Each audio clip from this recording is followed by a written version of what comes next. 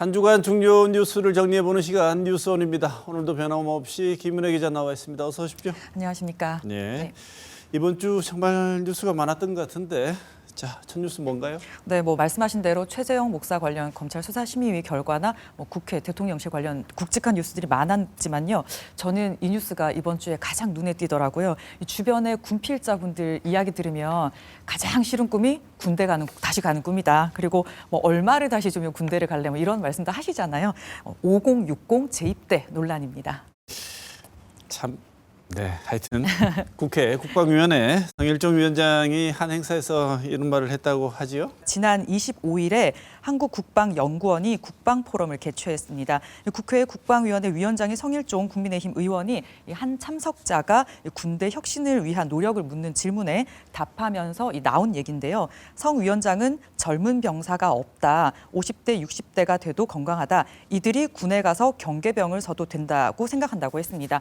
병사 월급도 200만 원 정도 되는데 이들에게도 이 병사 봉급만큼 급여를 주는 게 가능하지 않겠냐는 취지의 말과 함께요. 관련 법안 2개를 계획 중이다 이렇게 얘기를 했거든요. 이 발언이 알려지면서 5060 재입대 논란이 일었습니다. 관련 뉴스와 댓글을 보니요. 거부감이 상당히 느껴지더라고요. 네. 네. 거부감이 많이 느껴지시죠? 네. 네.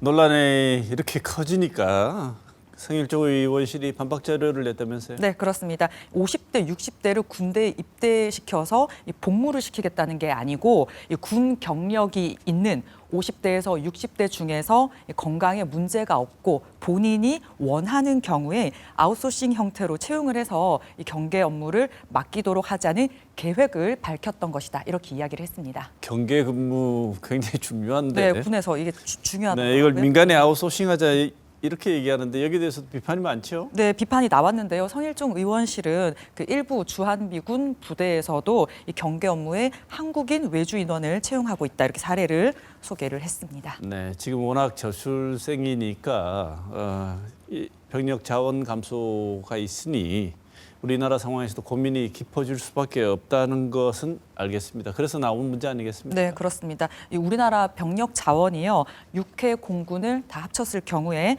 2006년에는 68만 2천 명이었습니다. 그런데 2022년에는 50만 명이고요. 올해에는 49만 9천 명으로 파악이 됐는데요.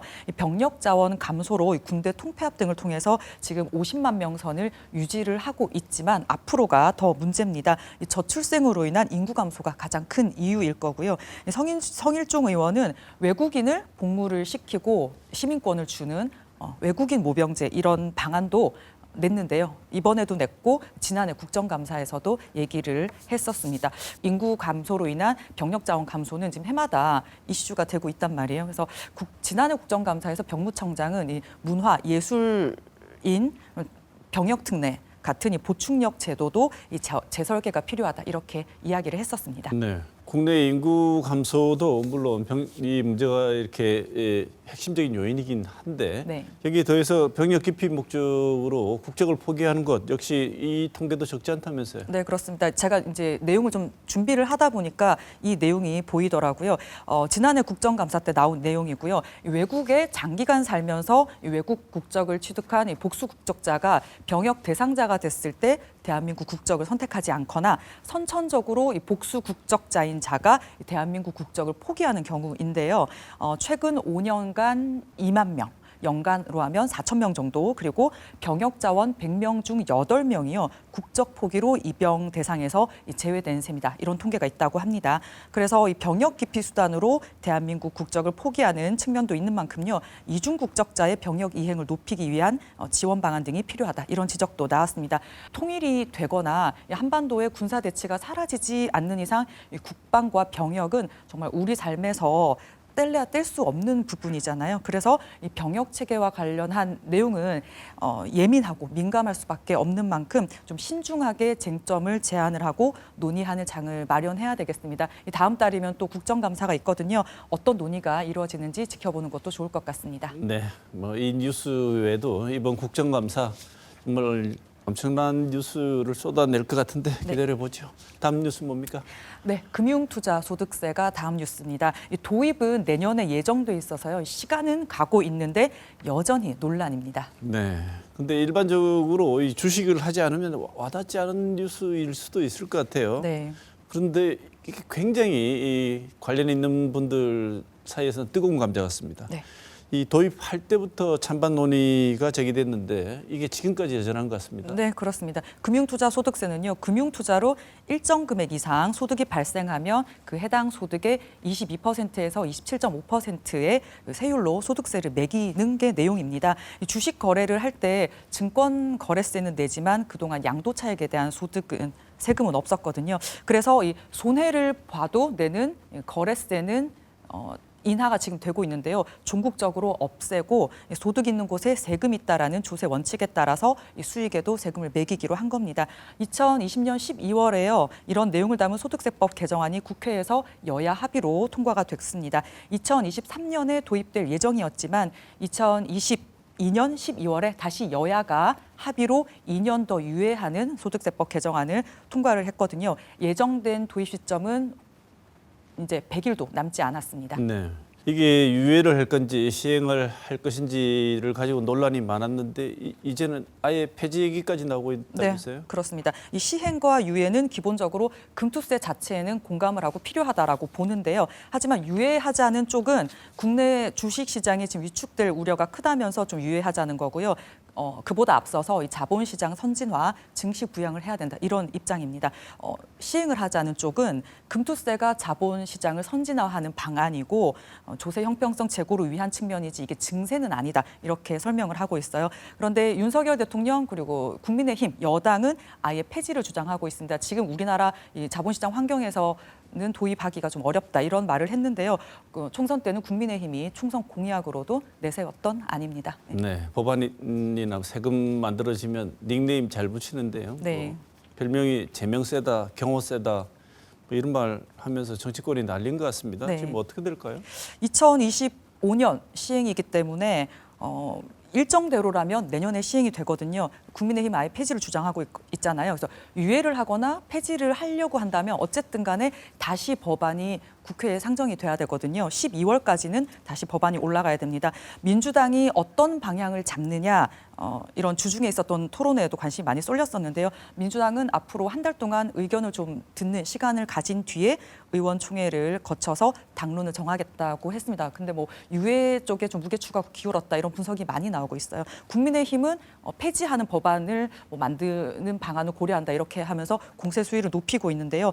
도입을 코앞에 두고서 다시 정치권이 서로 폭탄 돌리기를 하면서 애꿎은 투자자와의 자본시장에 혼란만 주고 있는 것은 분명해 보입니다. 문재인 정부가 발의했던 만큼 이 민주당에 눈이 쏠리고 있지만요. 또 20대 국회에서는 국민의힘 추경호 의원이 금투세 원조격인 법안을 발의를 했단 말이에요. 그래서 뭐 재명세, 뭐 경호세 이런 말이 나오는데 누가 주도했냐, 누가 만들었냐가 중요할 수도 있지만 결국은 여야가 합의로 통과시킨 법안이니까요.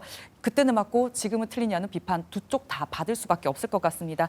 경제 논리를 정치 논리가 아닌 경제 논리를 적용을 해서 정치권이 논의를 잘 해야 될 것 같습니다. 시간이 얼마 남지 않았거든요. 그나마 이 뉴스는 정책 얘기라서 네. 오픈 얘기입니다. 네, 그나마 이 뉴스는 정책이라는 거에서 만족을 해야 될 것 같습니다. 마지막 뉴스 뭐죠? 네. 대구 시내버스 노선이 10년 만에 개편됩니다. 대구시는요, 2년 전에 시내버스 노선 개편 용역에 착수를 했고요. 교통카드 연관 빅데이터 분석 그리고 이해관계자 설문조사 등을 거쳐서 노선 개편 초안을 이번에 발표를 한 겁니다. 1998년에 노선 개편으로 노선은 늘었지만요. 운행 대수가 줄어서 노선 효율화가 필요한 상태였고요. 그리고 도시철도 1호선 경산 하양 연장 그리고 뭐 서대구역 그리고 신암동이나 도남동의 이런 도심 재개발 지역에서 이 교통 수요가 늘어난 점 그리고 군위 편의까지 생겼잖아요. 여러 환경 변화에 맞추자는 취지입니다. 네, 필요는 해 보이는데요.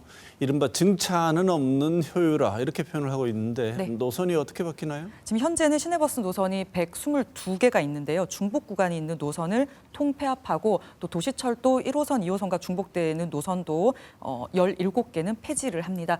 대신에 7곡에서 영남대 그리고 동대구역에서 테크노폴리스 구간에 5개 정류장만 서는 직행 노선을 신설을 하고요. 군위와 칠곡을 잇는 구간 등 2개 급행 노선이 신설이 됩니다. 22개 노선은 대폭 그리고 32개 노선은 일부 조정돼서요. 전체 노선 조정률은 58.2%입니다. 절반 이상이 영향을 받습니다. 네. 김 기자 언급대로 환경이 많이 바뀌었기 때문에 노선 조정은 필요해 보입니다. 네. 대구시는 이번 노선 개편이 어떤 영향을 줄 것으로 보고 있습니까? 네, 주민 설명회 등을 거쳐서 내년 2월에 시행할 예정인데요. 개편안이 적용이 되면 이 전체 시내버스 평균 배차 간격이 17.9분에서 15.3분으로 줄어듭니다. 그리고 노선 간 중복도도 0.6%, 굴곡도는 0.05% 줄어든다고 대구시가 분석을 했습니다. 네. 그런데 도시 철도하고 노선이 겹치게 되면은 축소한다는 이 안에 대해서는 이견이 좀 있다면서요? 네, 그렇습니다.